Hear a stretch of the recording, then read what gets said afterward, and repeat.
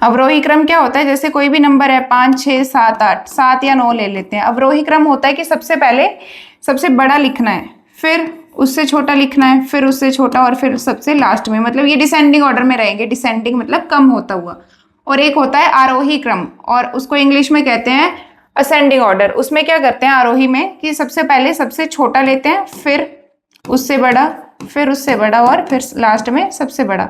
छोटे से बड़े की ओर जाते हैं, और इसमें क्या होता है बड़े से छोटे की ओर जाते हैं। तो हमारा क्वेश्चन है 3/5, 4/7, 8/9 और 9/11।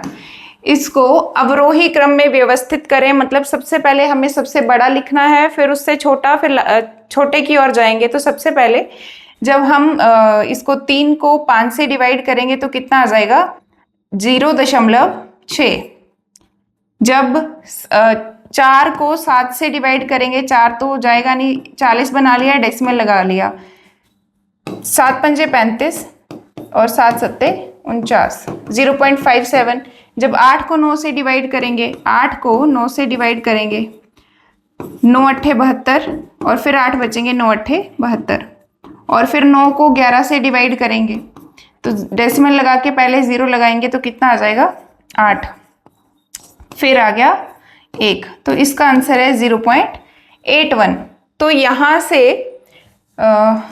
से क्या है, तो सबसे कौन सा बोला है अवरोही क्रम, मतलब सबसे पहले हमें सबसे बड़ा लिखना है। तो सबसे बड़ा कौन है 8/9, कॉमा, फिर उसके बाद उससे छोटा 9/11, फिर उससे छोटा देखिए 0.6 है और ये 0.57 है।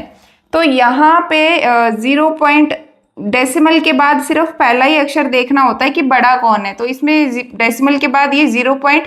अगर हमने यहाँ पे अपनी मर्जी से 0 लगा लिया, मतलब 0.6 का मतलब है 0.60। तो बड़ा कौन सा हुआ ये, आगे है 3/5 और फिर लास्ट में है 4/7। एक तो ये मेथड हो गया डिवाइड करने वाला, और दूसरा मेथड है इसका क्रॉस मल्टीप्लाई। ये 7 3 21 हो गए, यहाँ पे लिख दिए, 4 पंजे 20 हो गए, यहाँ पे लिख दिए। फिर इनको भी आपस में क्रॉस मल्टीप्लाई करेंगे, ये हो गए 88 और ये हो गए 9 9 81। तो इसमें सबसे बड़ा कौन सा आया 8/9।